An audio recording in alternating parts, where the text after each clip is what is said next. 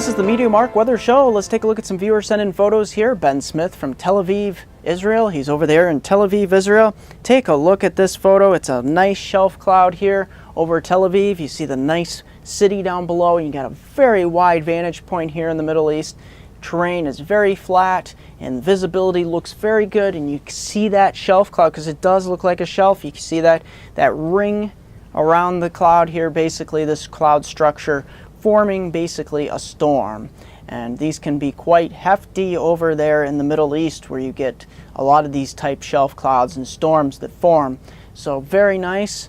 We'll see hopefully that it didn't cause too many problems over there, but this is from Tel Aviv, Israel. Thank you, Ben Smith, for sending this in. Now let's take a look at Mark Oleg here from Montreat, North Carolina, at the base of the Black Mountains. Take a look at these photos here. Nice, pristine photos. This was on Saturday, March 8th, 2014. He hiked a 9-mile, very strenuous loop trail over Graybeard Mountain, and there was some snow from the previous day's snowstorm, although it was melting fast. As you can see here, he's got everything from waterfalls to rolling hills.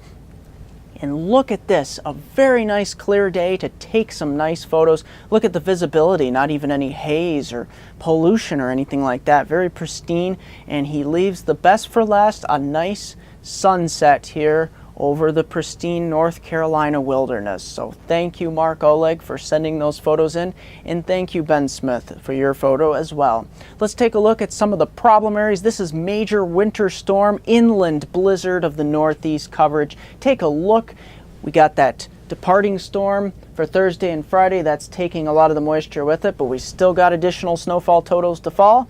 And here in the Pacific Northwest, we got a system approaching just in time for the weekend. So let's take a look at those snow totals that I am expecting across much of the Northeast here. And as you can see, take a look at that. Anywhere from Northeast Ohio all the way up into the Northeast. The main concern, of course, in upstate New York, Vermont, and heading on into New Hampshire and Maine is blizzard conditions. Many of the National Weather Services, including Buffalo, have issued those blizzard warnings for the Wednesday time frame.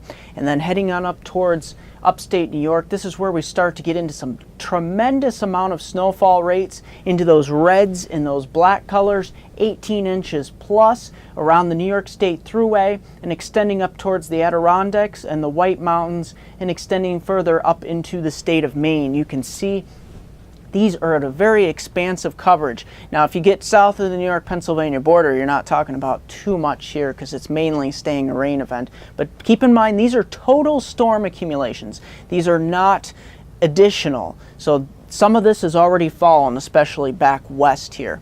So keep that in mind. This is very tremendous, very dangerous situation. Let's take a look at those wind gusts here with this blizzard that will continue overnight Wednesday night into Thursday morning, especially lingering here in New England. Wind gusts here.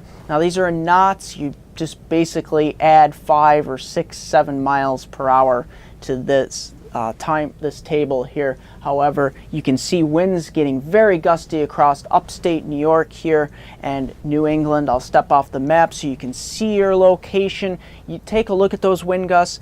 This is going to blow and drift that snow around, and any place that sees heavy wet snow, the wind will take some of those trees down and some power lines down as well. So not looking very good, but very powerful storm. The storm getting very low in pressure down into the 970s most likely, and low 980s in some locations. So let's take a look at that surface map. Thursday, that system really bombing out into the Gulf of Maine, lingering wraparound heavy snow behind it, but the winds are going to be howling out of the northwest here.